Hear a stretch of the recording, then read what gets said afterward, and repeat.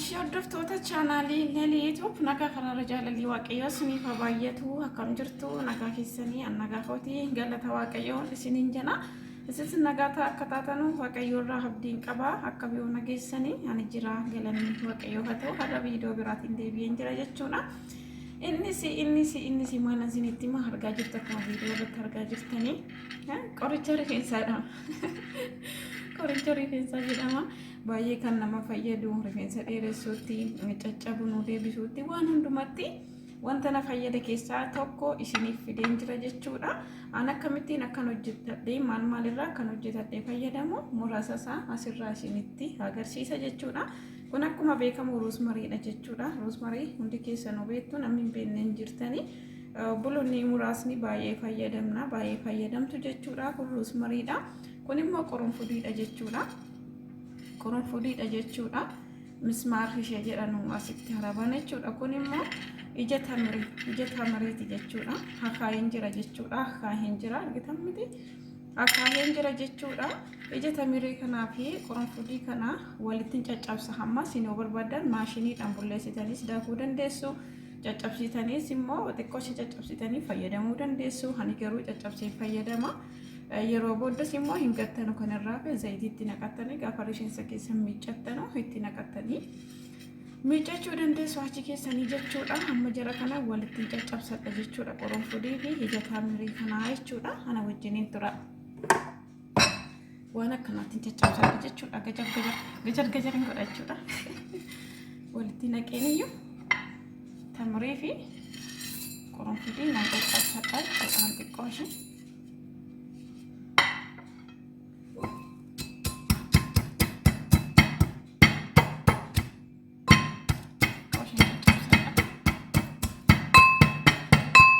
kulle dandeessu rakkoo hin qabu. Beekama sagalee qaba.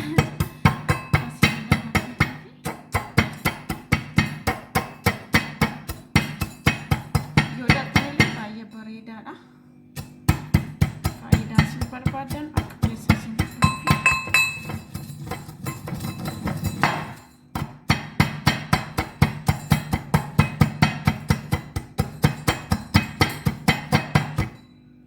haala kanaan caccabsadhee distii qopheeffadheen jira kunoo jechuudha.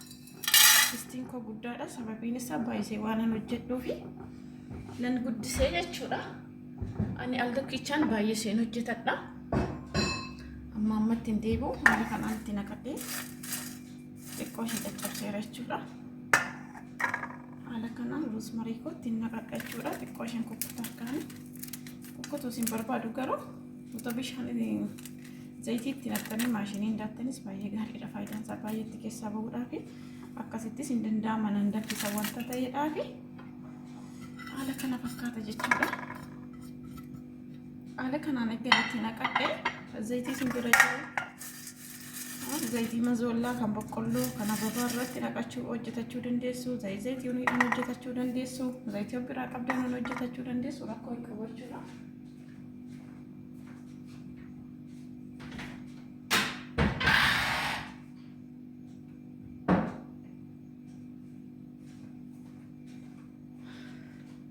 Rakkina qabu hanama zayituun irraa xiqqoon fayyadama jechuudha.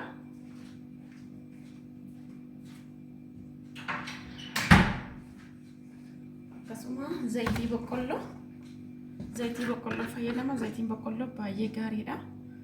Zayitii biraa ittiin maku jechuudha. Wanta biraa ittiin makuun amma kanarraan hojjetama jechuudha. Baay'een hojjetadha baay'een fayyadama. Baay'ee tokko gaariidha. Tokkicha baay'een hojjedha isiniin jedheera. Haala kana fakkaata jechuudha. Haala kanaan hin danfifadha amma jechuudha. Egaa haala kana godhee booddee argitan miti haala kanaan itti naqadha jechuudha. Zayitii madaami. Egaa akka godhee abiddarraan godhadha.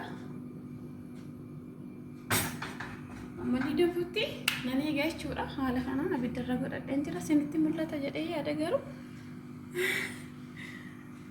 essa bu'ee ta'an jiraan wanee gudee ashii haala kanaan irra godhadheen jira. Qabbana jedhamu abiddan jedhamu jarri keenya jechuudha. Egaa ni danfee booddee isinitti agarsiisa walitti deebi'ee. Eshi hordoftoota kiyya haala bareedaa kanaan zaytiin kiyya danfee jira jechuudha. Walitti deebinee jirra. Amma jalaa dhaamsee eegganni qabbanaa booddee hani maal akkan godhun iyyuu isin bitti agarsiisa jechuudha. Zayitii isin bira jiru vaatikaa waan adda addaa dibattan irraa itti dabalachuu dandeessu. Ana kunis baay'ee waan na fayyaduu fi kana bichaanis nan hojjetadha. Kanarraas hojjetachuu dandeessu baay'ee tokko gaariidha. Zayituunis zayituun boqqolloo irraa hojjetanis baay'ee gaariidha. Manuma keenya keessa wanta jirurra fayyadamna jechuudha. Kan biraas itti makachuu dandeessu. Kanaafiyyuu akkasiin raawwatadhaan isiniin jedha haala bareedaadha. Amma danfeera jechuudha. Amma jalaa dhaamseen iyyuu eegganni qabbanaa'ee booddee qodaa wayiitiin naqadhaa jechuudha. Kana wajjiniin tura. Jalaan dhaamsadha jechuudha. Eegganni qaqqasadee xiqqoo qabbanaa'ee qodaattiin naqadhee guyyaa tokko booddeen iyyuu achii fuudhee calala jechuudha. Eegganni ofiisaatii qallacee raawwatee xumuree jechuudha ishee. Eshi hordoftoota kiyya zayitiin kiyya haala kanaan wayinee akka keessa na jalaa beeka naaf qabbanaa'ee jira jechuudha. Kana qopheeffadheen jira wanta sibiila kana eega qabbanaa'ee booddee itti naquu qabdu malee ho'aasaa itti naquu hin qabdan jechuudha. Hin dhoosa waan ta'eef hin cabsa. Eega naa qabbanaa'ee booddee kanattiin gadi dabarfadha jechuudha. Eega kanaa booddee guyyaa tokko booddee asirraa banee sa'aatii 24 booddeen asirraa banee jalaa qallaca jechuudha. Naam jechuu dide dhugaa distiin kun xiqqoo ishee distii guddaattiin godhe sababiin isaa wantaan baay'isee hojjechuu fi jechuudha. Akkasitti keessatti gadi naqadhee guyyaa tokko booddee egaa faayidaan isaa sirriitti keessaa naaf bahee booddee gaafa ofii isaatiin caladee jedhuun jira. Naqadha jechuudha baay'ee faayidaa guddaa qaba.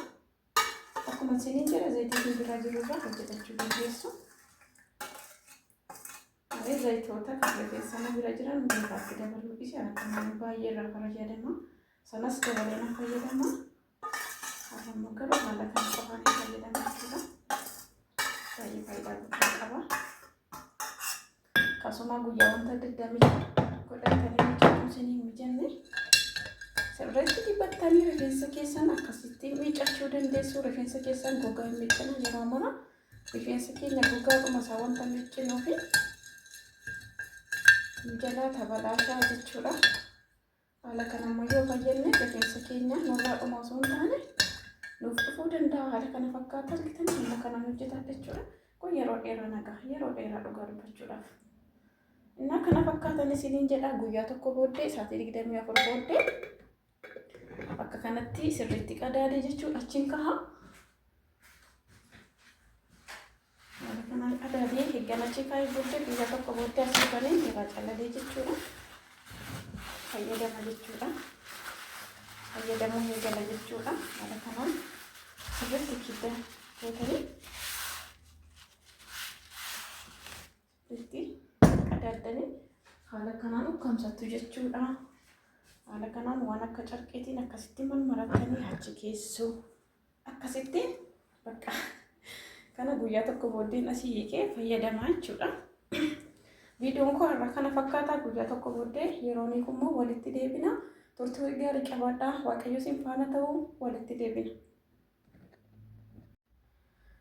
Hordoftoota kiyya guyyaa tokko booddee zayitiin kiyya ofisaatiin calalee kana fakkaatee jira jechuudha. Hamma qodaan luma qopheeffadheera waan inni ittiin naqadhu akkasuma waan inni ittiin xayachu akkasuma kana fidadheen jira jechuudha.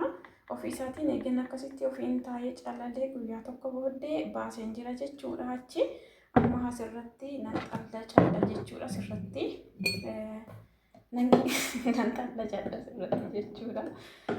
Guyyaa tokko booddee ofisaatiin wanta faayidaa qabutti fixatee ofisaatiin calalee jiraachuudha. Akka inni bareedu waa akkatti nyaateen maal rifeensi dhufuu dide jechuun jirama wanta akkasii kana fakkaata jechuudha. Baay'ee dasseera hin cunqata ijoollee qabu wanta ta'e qabu argitanii ofisaatiin qulqullaa'eera. Roosmarii bichaan irraa calala malee warri kan jalattafanii jiru jechuudha. Isa kana si hin gatu waan hordoftoota kiyya. Isas jalattafu jechuudha. Zayitiitti naqee achi kaa'adhee yeroo miiccadhu dibatootan dibadhutti makeeniyyuu dibadhaa. malee hin gatu. Haala kanaan yeroo hojjetattan hin gatinaa jechuudha. Argitanii baay'ee tokko bareeda fi isaatiin calalee nusuudha jechuudha. Qulqulluudha. Rifeensa keessanitti wanti darbu tokko hin jiru. Wanti keessatti darbu hin jiru jechuudha. Haala kanaan kanatti immoo zayitii naqadheen keedha. Malee hin gatu jechuudha. Haala kanaan keessa taa'ee kaameraan qonkofeta. Kaameraan qabnu sooree ifama. Achi kana fakkaata haala kanaan kan achi kaa'ee zayitiitti naqadheen achi kaa'adha. Kanaan jechuudha. Kan itti miidhagu dhugaa dubbachuudhaaf wanti tokko hin qabu jechuudha. Qulqullaa'ee baheera. Sababiin isaa baay'iseen al tokkichaa fayyadamaa jechuudha. Hamma hojjechuu hin barbaadu. Asirraan jara kanatti irraa naqadha. Jara kanatti irraa naqadha jechuudha. Asumaan dibadhee isinitti agarsiisa. Argitanii? Wow. Dhugaa dubbachuudhaaf baay'ee fayyada jechuudha. Warri fayyadamtanii beektan hin beektu. Jijjiiramaa inni rifeensaa qabu kana jechuu hin danda'u. Waan hin argee fi waan hin beekuuf jechuudha.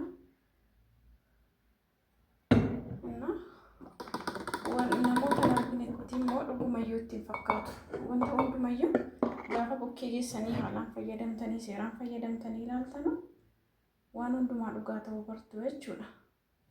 Jijjiirama waa tokko immoo yeroo 2-3tti miti kan arginu. Wayinii nan guute maaliif sababiin isaa kana keessa waan hin mul'anneef nan guute jechuudha. Waan hin jechuudha. Haala kanaan xumuradheen jira. Hordoftoota kiyyaa baay'ee namatti tola.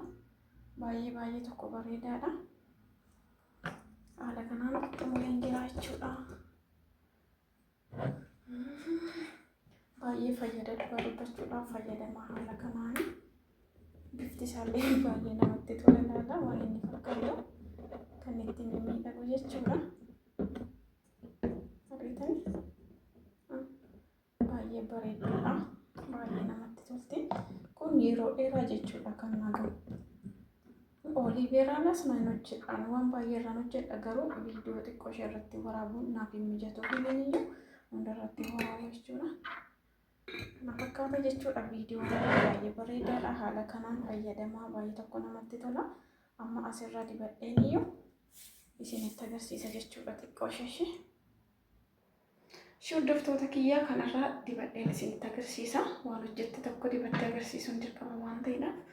Egaa rifeensi koo immoo shuwaariidhaan ayyaana fedhe xiqqoo ishee hojjetadheen ture waan ta'eedhaaf rakkoo hin qabu nan dibadha. Irruma caalaattiyyuu bareechaa malee rakkoo hin uumu jechuudha. Rifeensi koo kana fakkaata jechuudha. Baay'ee akkamitti isinitti anuu nama nu dhugaa tokko waan hundayyuu yeroo irra geessan bartu. Arra rifeensa koo haala kanaan fayyadamuu jalqabuun koo biyyaansi waggaa 2-6 ta'eera jechuudha. Haala kana fakkaata. Viidiyoo rifeensa koo duraa isinii kaa'uu nan danda'a nan qaban ture. Kana fakkaata jechuudha. Baay'ee namatti tola. Dhugaa dubbachuuf baay'een jaalladha. Kan haala adda ta'een guyyaa 2 dibattanii masaajii gootanii takka yoo keessan hanga torbee tokkotti dibattanii miiccachuu dandeessu. Rakkoo hin qabu. Hin cinca'u foolii hin qabu jechuudha. Kan foolii godhatee dibachuu isin dhowwu ofirra kaa'uu kan hin dandeenye warreen akka qullubbii adii of keessaa qaban akkasuma xuquraas mudii gurraasa jennu jechuudha. Waan akkasii foolii qabu jarri dibachuu hin dandeessan. Nama xuquraas mudii baay'een itti dabaladhaan ture. Garuu yeroo miiccadhuun iyyuu dibadha malee dibadhu isaa deebi'aa immoo foolii isaan dadhabaa jechuudha. Shunkurtii adii illee foolii isaan dadhabaa hin danda'u funyaan koo. Garuu faayidaa guddaa qaba. Rifeensi keessan hin ciccitu. Amma kana yeroo barbaade ittiin miiccadha. Waan miidhu tokko hin qabu. Jala isaatti dibattanii haala kanaan masaajii gootanii achi keessoo anammas dibachuun miti jechuudha. Dibata qabayyuu ture rifeensi koo halkan dibadheen ture. Akkan kana dibadhu isinitti agarsiisuuf malee jechuudha. Viidiyoon koo har'a kana fakkaata. Warreen ammoo naatti maatii naatatan guddaa galatooma. warreen naaf hin taane subscribe gochuudhaan gara maatii kiyyatti dabalama. Viidiyoon koo isinitti tole share like gochuudhaan na jajjabeessaa isiniin jedha. Turtii gaarii Waaqayyo isin faana ta'u nagaan naaf ta'a. Bye bye.